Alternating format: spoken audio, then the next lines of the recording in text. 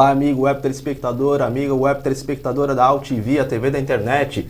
Estamos começando mais uma edição do Agropapo, seu talk show digital do novo agronegócio. Novo agronegócio este que é justamente cada vez mais digital, que é mobile, que é jovem, que é sustentável, que é conectado com o consumidor. Bom, nesta edição do Agropapo, uma vez mais, vamos tratar aí justamente da agricultura digital, de tecnologia da informação aplicada ao agronegócio. Mas para poder falar com propriedade sobre este assunto, eu tenho a grande satisfação aqui de receber o Giancarlo Rocco, líder da Precision Plant no Brasil. Giancarlo, satisfação contar contigo aqui no Agropapo, meu caro. Satisfação é minha, Ronaldo. Muito bem, acho que para a gente começar seria legal você justamente passar um breve perfil aí da Precision Plant, aí, qual é o estado desse momento aí da empresa no Brasil, está sob o guarda-chuva aí de uma grande fabricante de máquinas agrícolas, né? Acho que esse é o ponto, né? A Precision Plant é uma empresa, eu digo que é muito jovem. A Precision Plant é uma empresa, nasceu em 1993, então eu ainda lembro muito bem ali em 1994, a Copa do Mundo, eu estava comemorando, não sabia muito bem porquê ali, né? O chute para fora do Roberto Baggio é inesquecível. Sim.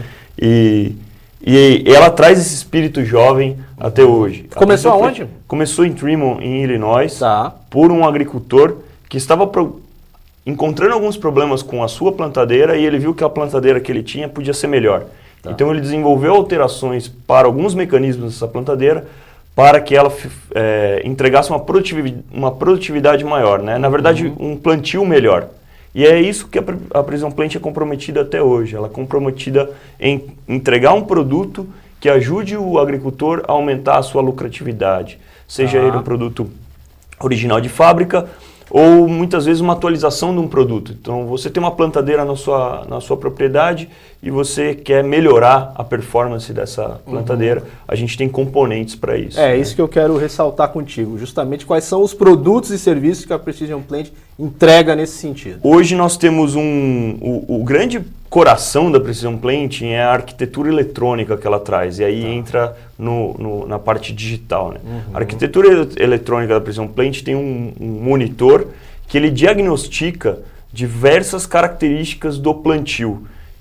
Linha a linha, então a plantadeira de 30 linhas você vai ter essa informação linha a linha, em 200 vezes por segundo. Esse produto chama 20/20, até curioso, 20/20 é a visão perfeita. Quando você vai no oftalmologista e você fica a 20 pés de distância e consegue enxergar a 20ª linha, você tem a visão perfeita. Tá. Então, a analogia é essa. A analogia do produto é essa, 20/20 vem da visão perfeita. E ele te entrega exatamente um raio-x do que é o seu plantio naquele momento, né? O interessante disso é que, muitas vezes, durante o plantio, você não tem uma certeza da qualidade que esse plantio está acontecendo. Então, a Precision Plant trabalha com sensoriamento da plantadeira, de diversas características, e você vai conseguir ver isso e tomar uma decisão no 20/20, que vai te apresentar as informações numa característica verde, vermelha e amarela. Então, é um gráfico de semáforo. Se está verde, está bom. Se está amarelo, você tem que tomar uma atenção. E se está vermelho, você tem que parar e corrigir algum problema. Agora, esse fluxo de informações, ele é em tempo real e essa tomada de decisão é naquele momento? Como é que é justamente esse fluxograma aí, essa corrente? Sim, o interessante é que o pacote ele vai de acordo com... O pacote de tecnologia do agricultor, de adoção de tecnologia do agricultor, vai de acordo com a necessidade dele. Então, nós temos diversos sensores que vão descobrir problemas durante o plantio. Vou dar um exemplo. População, que é a quantidade de sementes que você deseja colocar naquele hectare. Singulação, que é a quantidade de falhas e duplas que estão acontecendo no seu plantio. Então, eu desejo ter uma semente singular, uma semente única. E se eu estou pondo 2 ou 0, eu estou tendo um potencial de falha. Espaçamento entre sementes também, eu quero ter sementes com, 6 centímetros de espaço entre elas. Você pode plantar com variação nesse espaçamento, por diversas características. Eu tenho sensores que entendem qual que é a singulação, população, espaçamento, teor de matéria orgânica, teor de umidade do solo, no momento do plantio. N variáveis, né? N variáveis, nós temos mais de 20 indicadores que o nosso monitor 2020 monitora, e a gente está colocando online, em tempo real, para o agricultor. Tá. Mas o mais interessante é o passo além. Hoje nós temos produtos, por exemplo, o V-Drive, em combinação com o Smart Firmware ou com a SRM, que tem um sensor de rotação, de velocidade entre as linhas, que eu consigo corrigir esses problemas em tempo real. Eu não dependo do agricultor parar a sua máquina e tomar uma decisão para corrigir aquele problema. Vou dar um exemplo.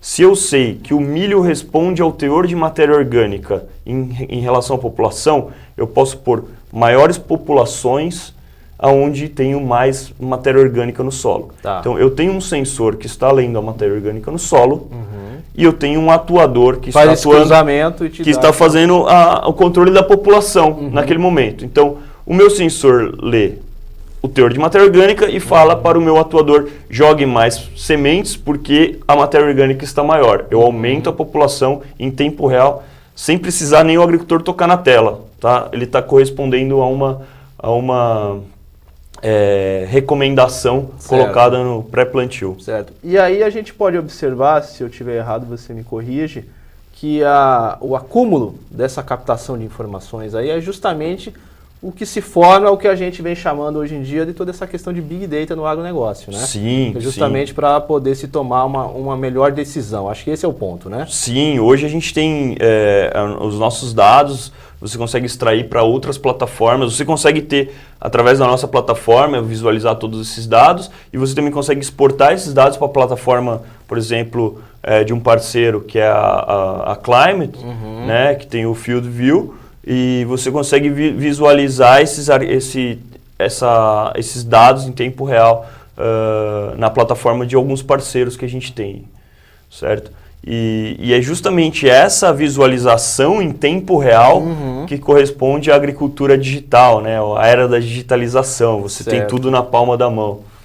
E como é que está, acho que é um ponto importante até para esclarecer contigo, que é especialista nisso, essa questão do diálogo entre os diversos equipamentos, como é que está isso? Então o trator conversa com o implemento, a colheitadeira e tudo, essa questão aí de diferentes equipamentos ou diferentes marcas, como é que está o estágio disso?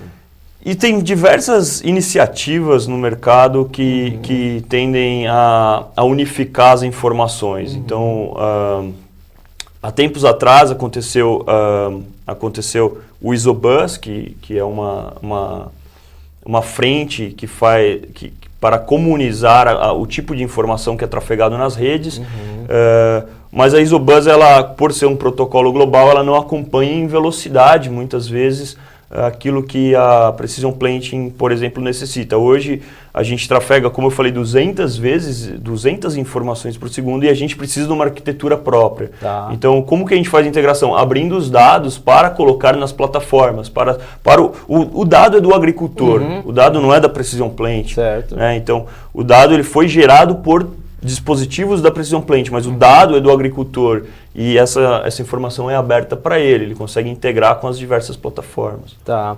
E a questão da conectividade? É outro ponto também que se muito fala no uso da agricultura digital. A gente já está, vamos dizer assim, num estágio que é possível diferenciar conectividade para a internet das coisas no campo, de conectividade tradicional, uso de celular e tudo, dá para diferenciar isso? São tecnologias diferentes ou não? Ou ainda caminham juntas? Não, caminham muito juntas, na verdade.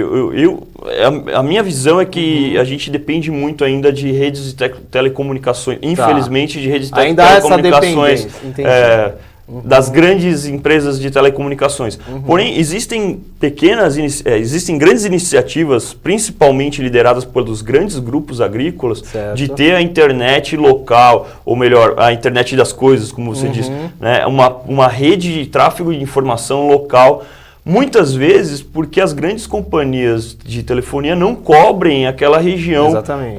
E esse é o problema hoje que a gente encontra no agro. É até curioso, mas Muitas vezes a gente vai em algumas cidades que são grandes cidades, grandes polos, onde você não tem nem 3G no seu celular no centro da cidade. E isso é ruim para a agricultura, né? Claro. Então, esse investimento, de uma forma não privada, deveria ser mais incentivado no Brasil. Acho que isso ainda é um entrave que a gente encontra e que facilitaria muito. É um obstáculo, então? É um obstáculo, é um gargalo. Existem, vamos dizer assim, entre aspas, tecnologias alternativas que podem amenizar isso? Vamos dizer assim, fazer com que haja uma internet para a produção em si? Vamos dizer assim? Existe até uma iniciativa privada que das grandes empresas, e a ACO é parceira dessa iniciativa, de favorecer ou tentar desenvolver que essas grandes empresas de telefonia aumentem sua rede de captação através de mais torres de alimentação. Mas eu não sei se uma internet específica para o agro, se as coisas estão se caminhando para isso. Perfeito. Sinceramente, não tenho essa visão hoje, Ronaldo. Muito bem, Giancarlo. Só vou dar uma paradinha aqui para fazer umas chamadinhas tradicionais do Agropapo. A gente já volta na nossa boa conversa, ok? Ok. Muito bem, você está acompanhando o Agropapo, seu talk show digital do novo agronegócio aqui na AltV, a TV da internet. Se você quiser rever esta edição, é só acessar o canal oficial do YouTube da AltV ou ainda o canal oficial do Agropapo no YouTube, que é youtube.com/agropapo. Curta a nossa fanpage, que é facebook.com/agropapo. O Agropapo também está presente no Twitter, o nosso perfil por lá é @agropapo_. E também estamos presentes no LinkedIn e também no Instagram. O nosso perfil por lá é @agropapo_oficial com 2 Fs. Agora quero fazer a chamadinha aí do TI Brasil. O TI Brasil é exatamente o evento aí sobre agricultura digital, tecnologia da informação aplicada ao agronegócio, que acontece na próxima semana aqui na cidade de São Paulo. O Agropapo é parceiro de mídia oficial. Eu estarei lá pessoalmente, justamente mediando todos os debates. Evento organizado aí pela Key Business, mais informações aí na sua telinha, é só conversar também com o Edson Fávero. E agora também fazer a chamadinha aí da Farmers Brasil. A Farmers Brasil é a marca de lifestyle do agronegócio brasileiro, que vem justamente com uma proposta de conectar aí campo e cidades, fazendo aí mensagens de orgulho de ser do agronegócio. Aí é só conversar lá com o Alexandre Meconi, um abraço para ele, diretor da Farmers Brasil. E agora eu quero mostrar as mais recentes edições aqui da Cultivar. Cultivar é parceira aí do Agropapo, uma das principais publicações impressas do agro. Essa aqui é a mais recente edição, a capa aqui da Cultivar Grandes Culturas. Essa daqui é a mais recente edição aqui da Cultivar Hortaliças e Frutas. E por fim, essa mais recente edição aqui, a capa da Cultivar aqui, Grandes Máquinas. Mais informações é só acessar o site da revista lá, revistacultivar.com.br. Muito bem, Giancarlo. E toda essa questão aí desse pacote de soluções todos aí de agricultura digital, isso tem chegado aí ao pequeno produtor? Como é que está isso hoje em dia aqui no Brasil? Sim, a gente tem a imagem de que existe o pequeno ou o grande agricultor. Na verdade, eu gosto de falar de pequenas áreas e grandes áreas, na verdade.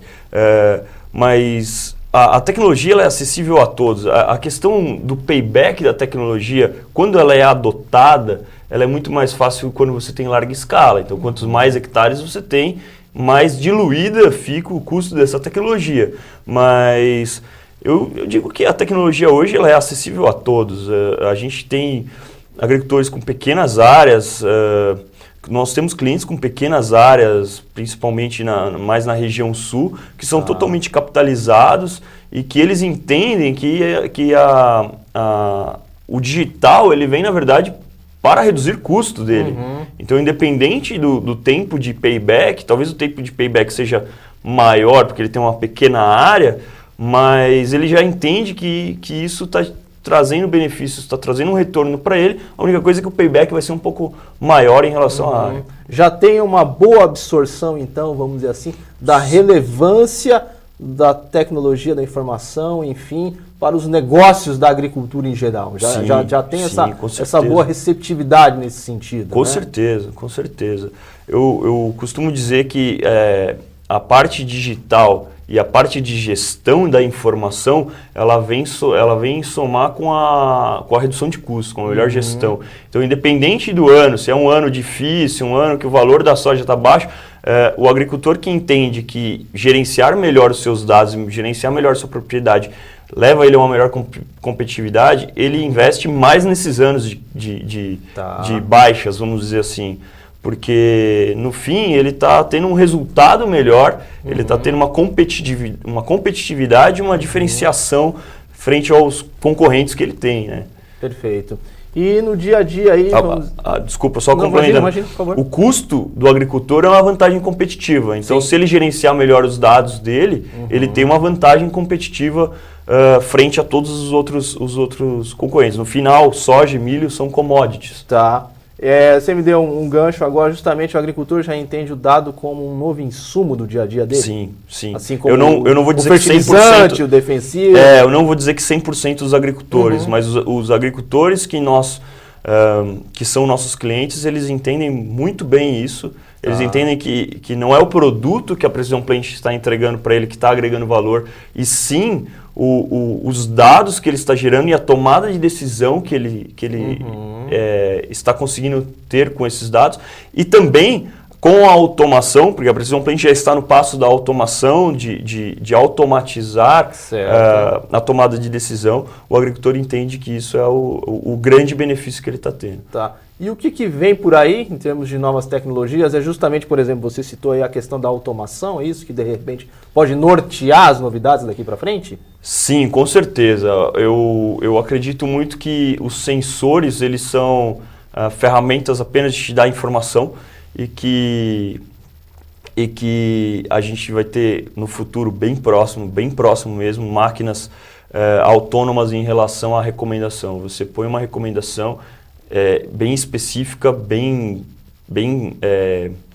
específica, e a máquina já vai fazer essa especificação. Eu vou dar um exemplo de um produto que a gente lançou nos Estados Unidos esse ano. Em janeiro de todo ano, a Precision Planting faz uma conferência chamada Winter Conference, acontece em Tremont, em Illinois, Estados Unidos. E é Winter porque lá é inverno, né? Ao contrário daqui. E onde são apresentadas as novas tecnologias da Precision Planting para o mercado, principalmente norte-americano, nesse passo, né? Porque a Precision Planting veio para o Brasil em 2015, então é muito recente. Nem todas essas soluções que são apresentadas lá estão prontamente disponíveis para o mercado brasileiro. Mas esse ano a gente apresentou uma solução que é o controle automático de profundidade. Então eu tenho um sensor de umidade no solo, onde ele está lendo onde está a linha de umidade. E eu falo para o meu monitor, eu quero que você plante sempre, por exemplo, entre 3 e 5 centímetros, desde que dentro da linha de umidade. E eu tenho um motor elétrico que está controlando essa profundidade. Né? O que acontece? O meu sensor vai lendo, ele fala, aqui está seco, vai mais fundo. O motor elétrico baixa 1 milímetro. Ainda está seco? Vai mais fundo. Está seco? Vai mais fundo. Encontrei a linha de umidade, então está aqui. Ou seja, o meu motor elétrico vai plantar o mais raso possível, ele vai garantir a menor profundidade possível, desde que dentro da linha de umidade. Qual que é o benefício disso? O benefício é que você vai conseguir que as suas plantas emerjam sempre no mesmo momento. Tá? E a emergência das plantas é um grande potencial produtivo. Se você tem diferença de emergência, principalmente no milho, você tem perdas de grande montante na produtividade. Tá.